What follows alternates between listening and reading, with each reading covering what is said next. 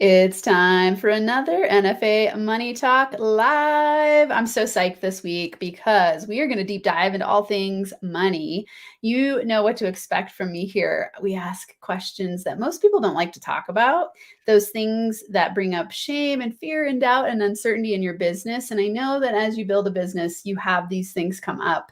So Claudia and I are going to get real and have a deep conversation about all things money as we have built our businesses to six figures plus over the years so we can bring tips to you. So I always like to start with a juicy, provocative question to get you all on the edge of your seats. So, Claudia, thanks for being here. And let's start with a moment in your business where you were, let's say, on the edge of your seat going, oh shit, what's next? Like, a money fear moment. Yeah. So, for me, there were so many of these just one moments when I first started my business where it was, am I going to keep doing this or am I going to get a job? Mm, Am I going to keep plowing through, or people were offering me jobs? So I would start doing work for a client and client would love me so much. They would say, will you just come work for us? That moment of insecurity of, gosh, just how good and how successful, quote successful, am I going to be at this running my own business thing? Should I just go with that? I know that paycheck security and knowing exactly what I'm going to make every month, and it's a job and it's feels secure, versus that burning entrepreneurial spirit that I have. What do I do?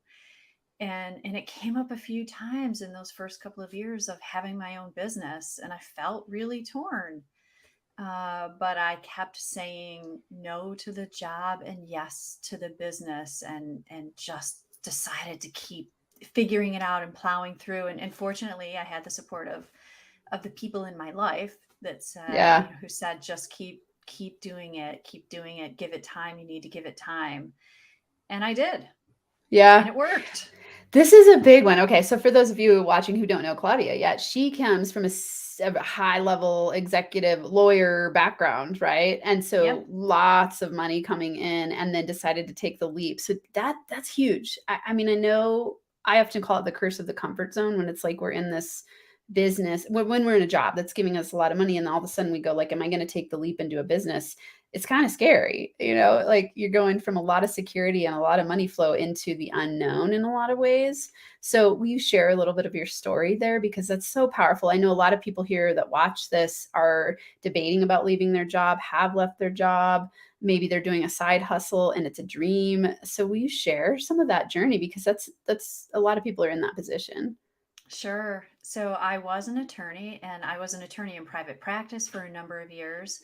I just made equity partner in my law firm, and huge global $8 billion CPG company, little known company, the Hershey Company, came knocking and said, we'd love for you to come work for us. So then I was in house for the Hershey Company for a couple of years. And so here I am making a big six-figure corporate salary with stock and the whole thing, and all the money in the world. And it was a great experience, and I learned a ton, but I wasn't happy, Mm-hmm. and I didn't feel fulfilled or satisfied. So I knew I wanted to do something else, and I had this burning entrepreneurial spirit. And so this is where my husband and I are very different. So I told him I wanted to start my business, and he's a planner. So he was like, okay, well, let's plan out what we need to have for, say, 3 years, all saved up, without dipping into the existing savings that we had. And I just sit there and I nod my head. I'm like, yeah, okay. And a couple of weeks later, I called him and said, that 3 year plan is 3 months because I gave my notice. That's how unhappy I was. I couldn't even fathom working for 3 more years at my level of unhappiness. And so for me, it was, yes, this is a lot of money, but the unhappiness cost was so much bigger than what I was making. And really, my salary, my compensation, I knew, there's so many things I had to look at. Like, well, what do we need to live versus Mhm. what's all the fun extra stuff that we can Yeah. live without while we figure out if I can make this work. So, yeah, we didn't need to be members of a country club. And that was a great trip we took to Italy. Maybe we don't need to do another big trip like that while we're Yeah. figuring all this out, right? So, this was a lifestyle change for a period of time. Mhm. And yes, it was scary. I think it was way scarier for my husband because he's the one who's more risk averse. And I consider myself a calculated risk taker. Yeah. I knew I could go back to being a lawyer. Yeah. I knew I had this thing that I worked really hard for and that I was good at. So I could go back to doing that at some point if this gig didn't work. Yeah. Um, God, so, it's like what keeps coming up for me as you're talking, it's like quality of life matters so much. And, it sounds like you were pretty miserable at work to where you're going, no way in hell I'm going to go 3 more years at this job. How can we readjust our lifestyle so that we can at least get this off the ground and running? It's really cool that your husband was game for that because sometimes that's not the case. It's a little yeah, scary. yeah, I'm not sure I gave him a choice. Yes. But, and what I said to my boss was, look, this just isn't right for me. Yeah. I'm not saying what Hershey wanted for me was bad or Yeah. wrong. It just wasn't right for me. I was exhausted and I I wasn't healthy. I wasn't sleeping enough. I wasn't eating well. I wasn't exercising. I wasn't spending enough time Yeah. with my kids. I wasn't showing up as the person I wanted to be because the only priority was work and that's just not who I was. Yeah. I wanted to be all in for work, but I wanted to be all in every aspect of my life and I wasn't. Yeah.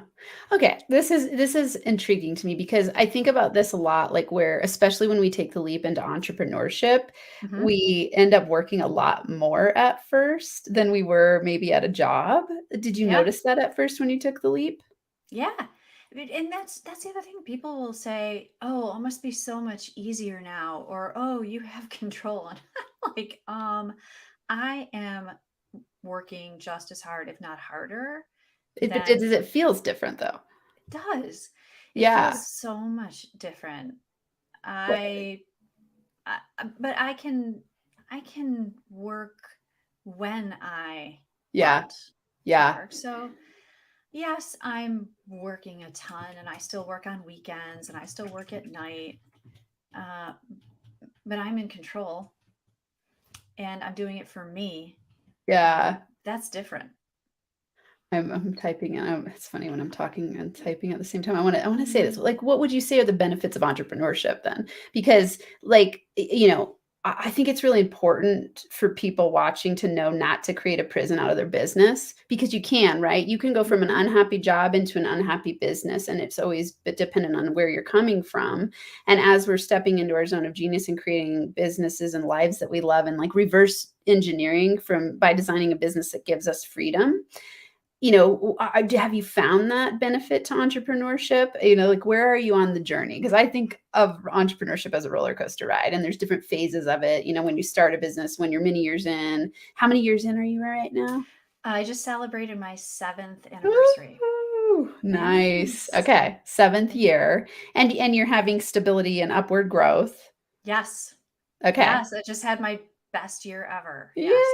yeah, that's awesome. Thanks. Congratulations. That's Thank you. huge, right? Okay. And so Mhm. what would you say are the benefits of entrepreneurship, for people watching it who are maybe at the earlier stages because it's a roller coaster ride. Like, when you're very first starting a business, it's a huge learning curve and the income is can be like this. And if anyone tells you otherwise, I think they're full of shit.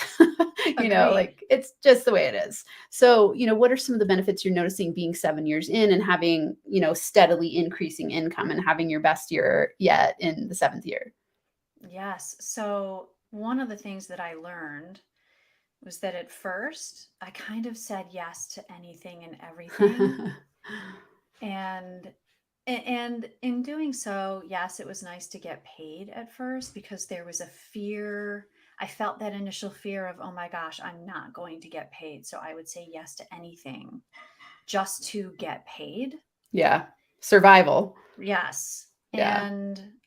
And it did help me though. It helped me learn what I really liked to do, because the world was kind of, this big.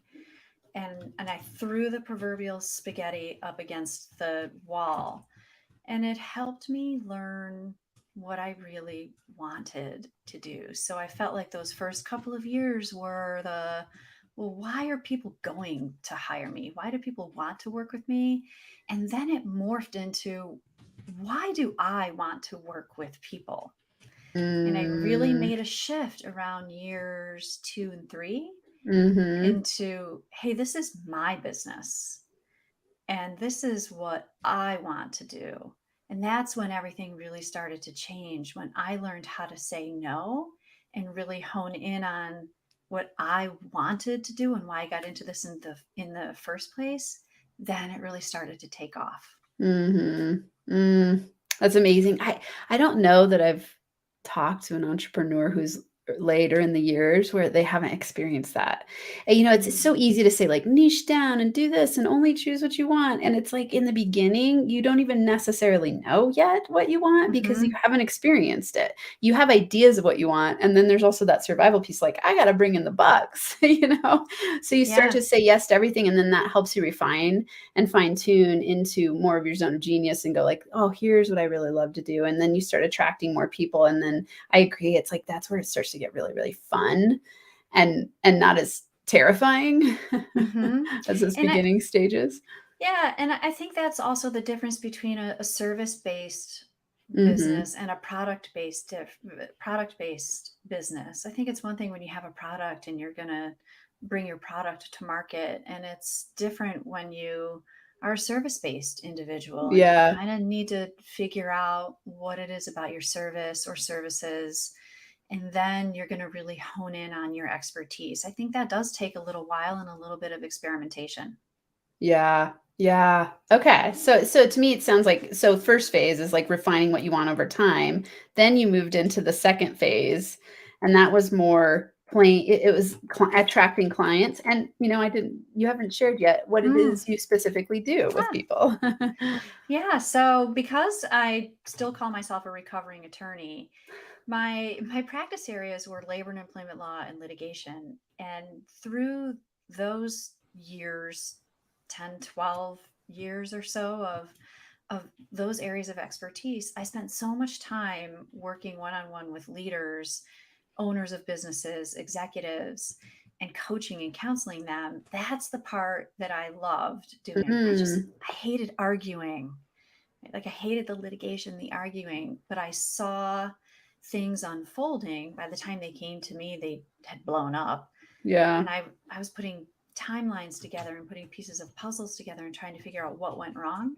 And Mhm. then I saw the same things over and over again. And so that's what really was motivating me to get in on the front end. So I became an executive coach. And that's why I love working with leaders now and helping them prevent so much of what I saw as the Mhm. cleaner. Yeah. So now I help leaders learn to become really curious and to get to know their people and to develop great business strategies and people strategies and cultures so that they don't end up needing to work with who I once was. Yeah. Um, Yeah. and I do a lot of speaking and training on all of the soft, what I call essential skills of leadership and problem solving, communication, emotional intelligence, all those things that go into helping people work better together. Yeah. Yeah. Okay. Awesome. Well, will Thanks. you will you share with people watching? I always like to ask this, and this is a fun question to think about. If you had to give the top 3 tips to help people get to 6 figures faster, what would you say those are? The first thing that comes to mind for me is know that you can't do it alone. Mm, I okay. think, yeah, I think one of the biggest mistakes we make when we venture out into business for ourselves is that we think we can be everything and do everything. And the fact is, we can't do the work and then do everything that comes along with running a business by ourselves. So, yeah, I'm good at what I do, but that doesn't necessarily mean I'm good at marketing what I do. I'm good at selling what I do. I'm good at doing the accounting and all that stuff. So, find your lane and then find the people who can help you stay in your lane. Mm. And When you say that, would you say mhm. that has to do with getting coaching or delegating or both? So outsourcing slash delegating, right? Okay. So do you need to hire somebody? Do you need to outsource a certain function or two? And then okay, realistically ask yourself how you're going to pay for it. So it doesn't mean you Mm, run right out the door on day one and hire 5 people. right. But maybe you say, when I get my second or third client and I have X amount of revenue coming in, I'm going to allocate 25% of that to pay for someone to help me then generate additional revenue. So have a bit of a plan and a strategy to know what it's going to take to incrementally increase revenue so you can continue to delegate and outsource more, because you can't do it by yourself. It's too much work. Yeah. Otherwise, Okay. you end up in this roller coaster cycle of, oh, I'm busy, busy, busy, busy. Okay, shoot, I finished all this work. Now I'm in the bottom of the cycle. Now I have to go find work all over again. If you Yeah. want to bring stability to your business, you need to have people helping so that you're not in this up down cycle. That's awesome. And how fast did you figure that out? Like how long did it take you to figure that out? Uh, it took me probably a good 18 months, even though I had people telling me this from the beginning and I didn't Yeah. listen. Isn't it amazing how that happens when we're building a business? It's almost like we think, oh, I don't need, like we logically hear it, but then we don't always listen to the advice, or we think we're different somehow. Like, Hmm. we're saying this because we want everyone that's watching to know, like, you're not alone. These things happen. And we're giving you tips to get to six figures faster so that you can really not stay stuck for too long. So, listening to what Claudia has to say, to get to six figures faster, know that you can't do it alone. So be a powerful delegator and start. To me, it's tracking and it's what you track, you pay attention to, which then gives you clarity about how you can project into the future and go, oh, okay, I need this part of my business to grow at this rate and this rate and this rate, and it gives you awareness in a model that's going to work to scale instead of the boom bust cycle. So Yes. such powerful advice. Yes. Okay. What Yes. would you say for Okay. number two? What's a good tip for getting to six figures faster? Tip number two. Yeah. So talk to someone. So have some, yes, I'm a coach. A coach might be right for you, but you can also start with, I mean, these are the things where you don't necessarily need to spend money. So find the people who can be your business mentors, whether it's a volunteer advisory board or a couple of people who are successful in this world, and have them be your board of advisors or your coaches or mentors. So find people who can give you unbiased advice. So not your family members, not your besties who are just gonna, rah rah pat you on the back. You need to find those unbiased advisors who can meet with you on a regular basis and will go over and challenge your financials, will challenge your business plans, and tell you what you need to hear, not what you want to hear. Yeah. Yeah. Okay. And this would be, if you're doing that with a business mentor, you're thinking of somebody who's probably ahead of the game and can see things that you can't see yet. Yes. Yeah. So Okay. you need someone with more experience than you have in this space, someone who's a few years ahead of you down the road, or someone who is uber successful. Mm-hmm. And, but someone who's been there, done that, and can say, have you thought of this? What about this? Or provide reassurance that what you're thinking is on the right path. Mm-hmm. When you started your business, how quickly did you hire a mentor like that? This is the one thing I didn't mess up. And just a couple of months into my business, I hired a coach. So Okay. I hired a coach, and then a few months into working with my coach, I joined a Vistage group, and Vistage is a peer advisory group. So groups of similar business owners, executives, peers get together and meet once a month and bounce Okay. ideas off of each other. So a peer group like that is an incredible resource because you're getting multiple points of view. And there are all kinds of different peer advisory groups like Vistage. I Mm-hmm. liked it so much. I went from being a member to becoming a Vistage chair. So now I facilitate those groups Okay. every month. Yeah. It's so And interesting how the different worlds have different terms, like masterminds versus like a yes, peer very advisory similar. group. Yeah. Okay. There's masterminds, there's Vistage, Yeah. there's tons of them. Yeah. Okay. Yeah. One thing I think that that's absolutely powerful for as well is just having like-minded people to hang out with. Entrepreneurship sometimes can be a lonely ride in terms of, like, let's say your partner's not an entrepreneur, they might not understand all the things that you're going through on that journey. Sometimes friends and family aren't supportive. Sometimes they are. Sometimes they just don't get it still.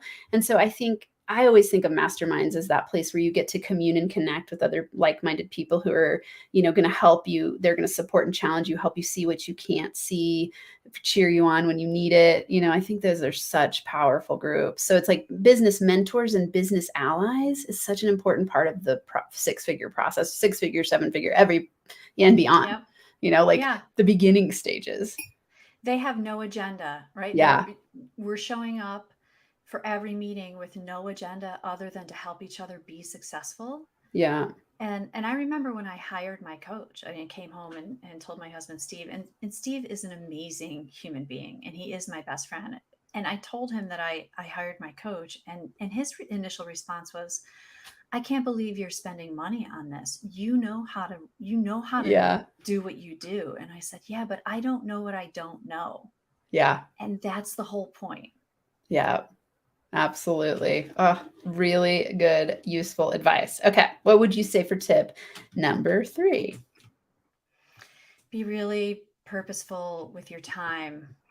And it can Mm, be really easy to get caught up in just showing up every day and doing stuff and then getting to the end of the day and saying, the hell did I do all day today?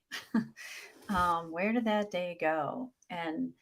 And so looking at your calendar, looking at how you're spending your time and making sure you know what you want to accomplish.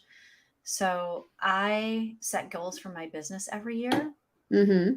I look at what I'm doing and what I'm asked to do, and I say, does this fit in with my plan? Because if the answer is no, then I shouldn't be doing it, because just because it's something I can do doesn't mean it's something I should do, because it doesn't fit Mm-hmm. in my plan. Yeah. So there will be so much stuff you can do. Is it the stuff you should be doing? What would you say for you is a good way to figure that out? Like what are some of the strategies you use to be purposeful with your time? Because I think this is a huge, critically important tip that people know is necessary, but they don't always know how to do it. So what are some good tips that you could offer in terms of being purposeful with your time? Yeah, and this even changed for me in the wake of the shutdown and COVID. And so in the wake of 2020, I had to go back and revisit my approach to time even then Mm, too. So a couple of really simple strategies, just because Microsoft Outlook, for example, sets up my calendar in 30 or 60-minute increments, doesn't mean I need to live by what Outlook dictates my life should look like. So TED Talks are 18 minutes for a reason. How much time do I really need to meet with someone or to communicate something effectively? It doesn't necessarily have to be 30 minutes or 60 minutes. Something might be able to be done in 45 minutes. So this is about looking at what needs to be done and saying, how much time do I need for this? Because not every meeting has to be an hour, not every meeting has to be 2 hours. And so it's about being really purposeful, even about how we schedule ourselves. yeah. And one of the biggest mistakes I see people make is scheduling back to back to back to Hmm. back all day long. That's just stupid. It's just completely stupid because you're never on time for anything because you know you're going to go get some more coffee or run to the restroom or do something. And then you're constantly apologizing. You go to your Yeah. first Or meeting and feeling behind. yeah, and Yeah. you're rushed and you spend the rest of your day in apology mode or you're sending messages, I'm going to be late or please, sorry, just Yeah. stop it. It's just stupid. So take control of your time. Ask yourself why you are scheduling things the way you're scheduling and rethink all of that. I mean, just from the very beginning, take control of Yeah. your time. Yeah. Yeah. I mean, we could have a 5-day workshop on this topic.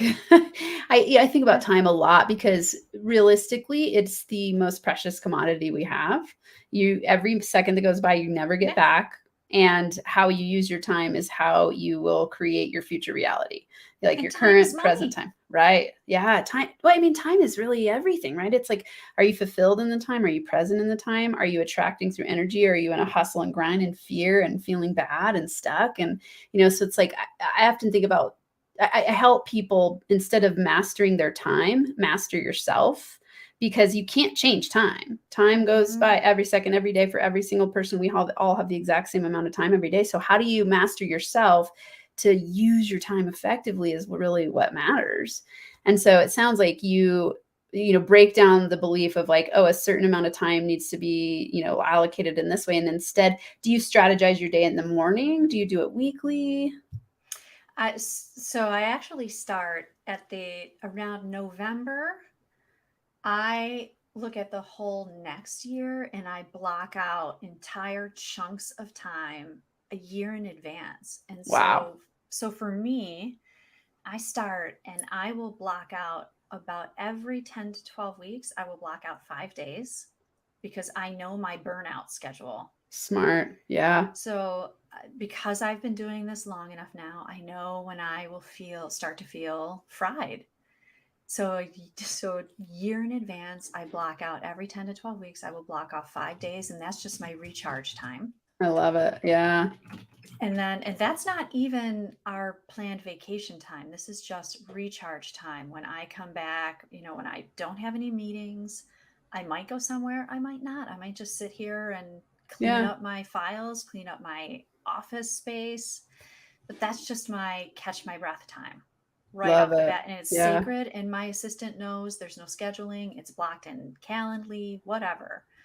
So I That's start a full great. year in advance So is there. that like you learn basically like here's my critical point where I start to feel burnt out. So to prevent that, this is where I Hmm. need the block of time. So smart. Yeah. Okay, everyone listen, that's so smart. You've got preventative maintenance. So an ounce of prevention is worth a pound of cure. Hmm. So time is one of those things. If you notice yourself getting overloaded by a certain amount of overbookings in your schedule, not having time in between time blocks, like Claudia was saying, like don't schedule your meetings back to back. Know when you start to need a recharge. These things all take you recognizing and being a master of yourself and going, how do I flow the best in my business?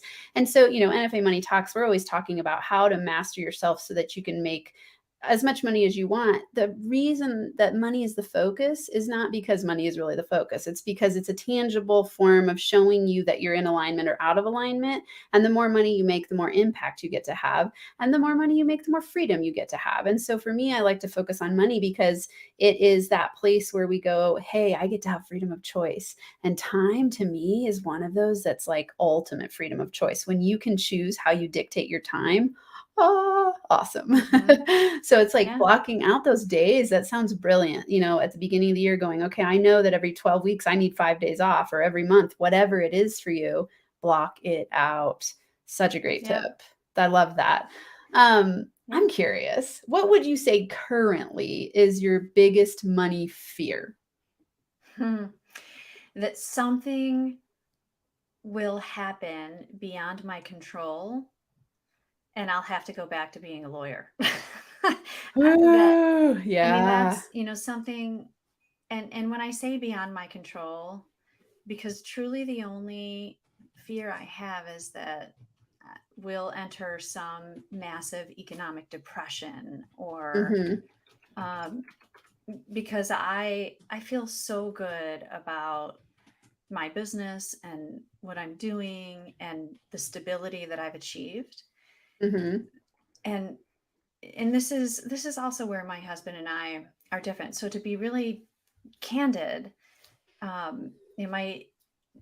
my husband, it, he grew up differently than I did. His family, his life experiences were different from mine.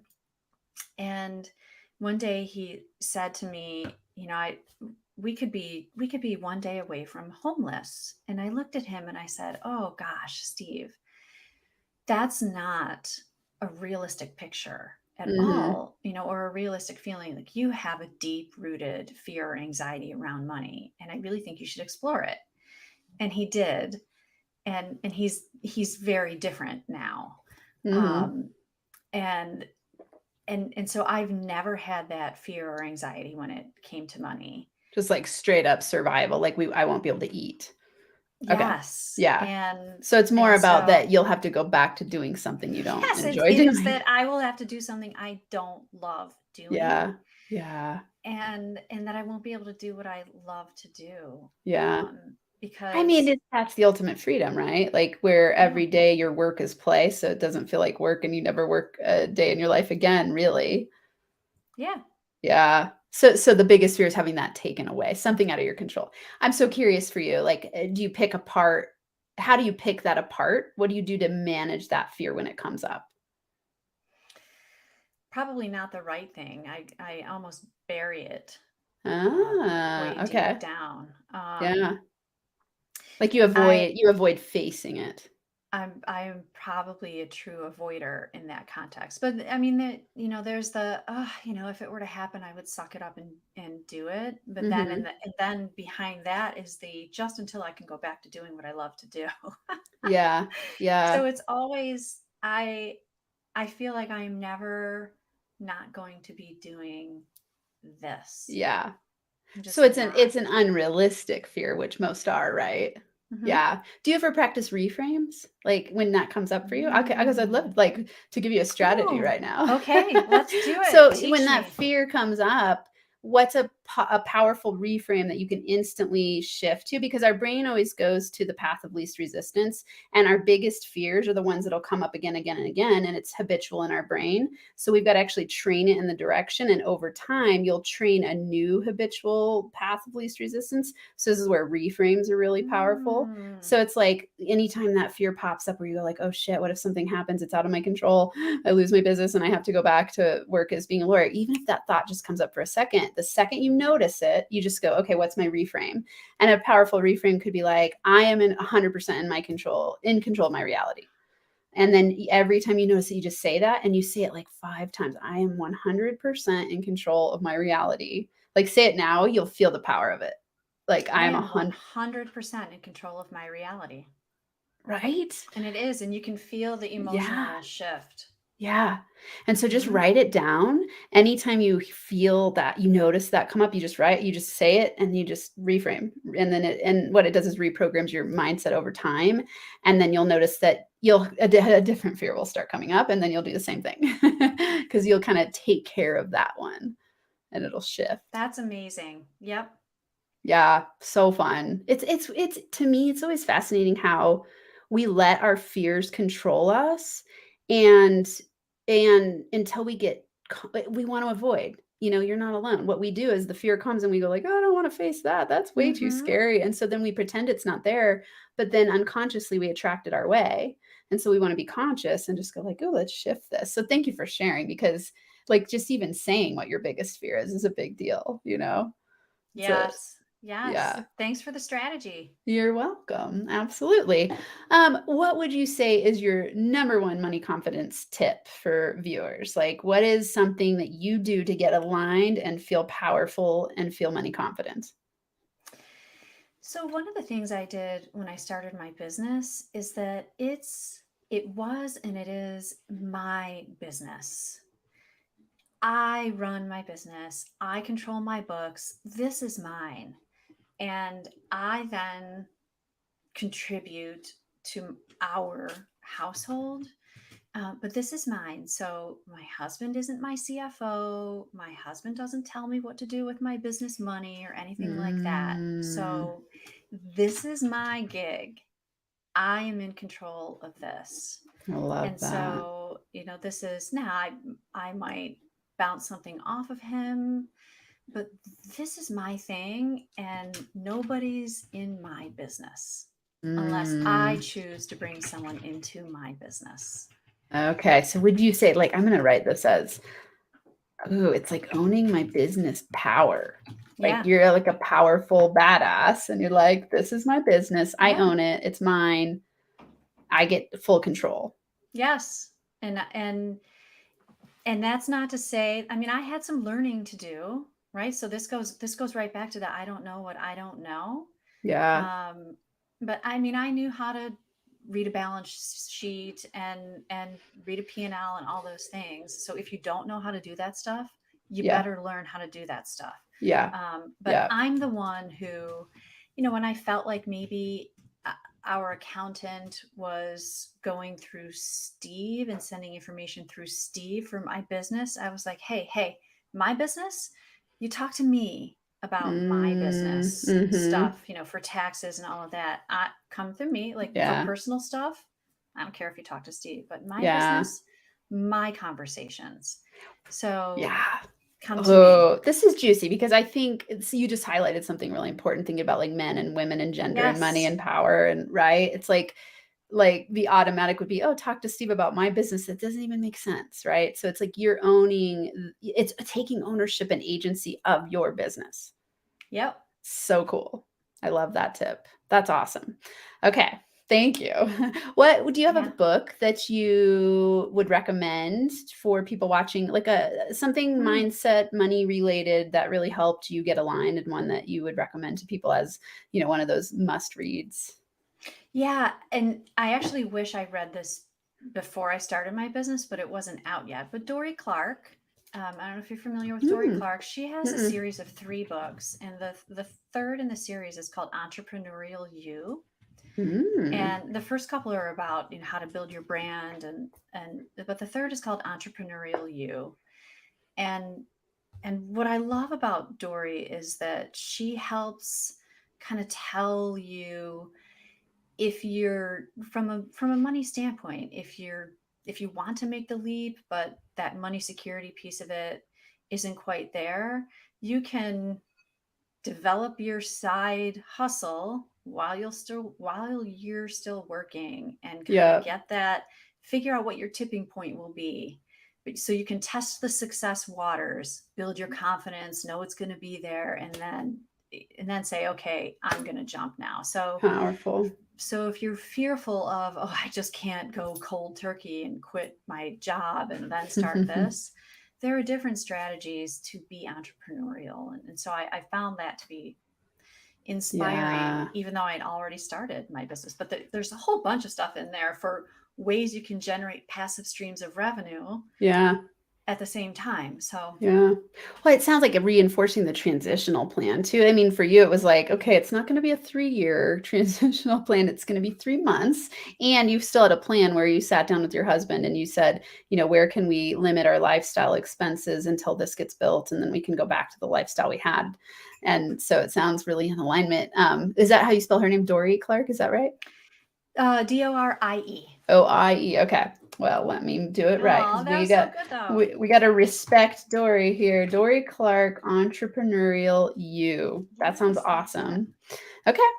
I know that people are going to want to check you out. So this is what I have here for you. Will you share what they will find when they go to your website? Yeah, so you'll get a little bit more information about the different ways we might be able to work together. I would be pleased if you're interested, you can fill out the contact form and let me know that this is where you saw me on the NFA Money Talks show, and I'd be happy to have a free consultation with you. Awesome. That is amazing. What's your favorite social media platform where they can find you? I love LinkedIn. Okay. Please, feel free to connect with me on LinkedIn. I love Insta. I've taken a bit of a Facebook hiatus, but I know my marketing people are probably listening to this right now and saying, Claudia, don't talk like that. You have to be there. So you'll probably see me on Facebook again. Okay. So yeah.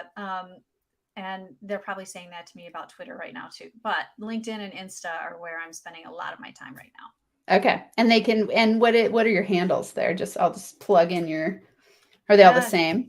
On Facebook and Instagram, I am at Exec Coach Claudia. Okay.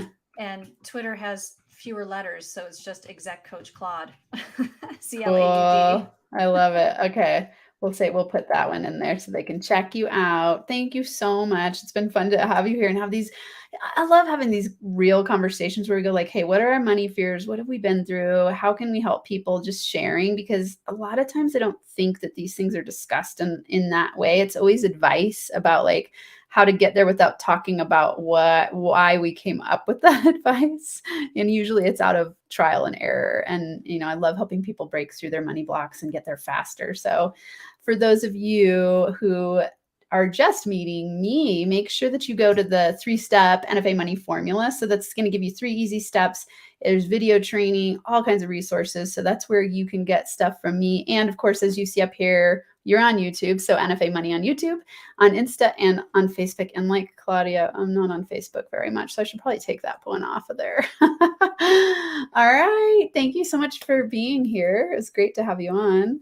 Thank you so much. And I just really encourage people to listen to you because you do so much for businesses in this space. So, yay, you. Thank you for being Thank in this you. space. Yes, it is. I love it. It's one of my favorite. Well, it is my favorite thing that I spend my time on. All right, everyone. We'll see you again, or I'll see you again next week. And until then, NFA money making high fives. See you next week.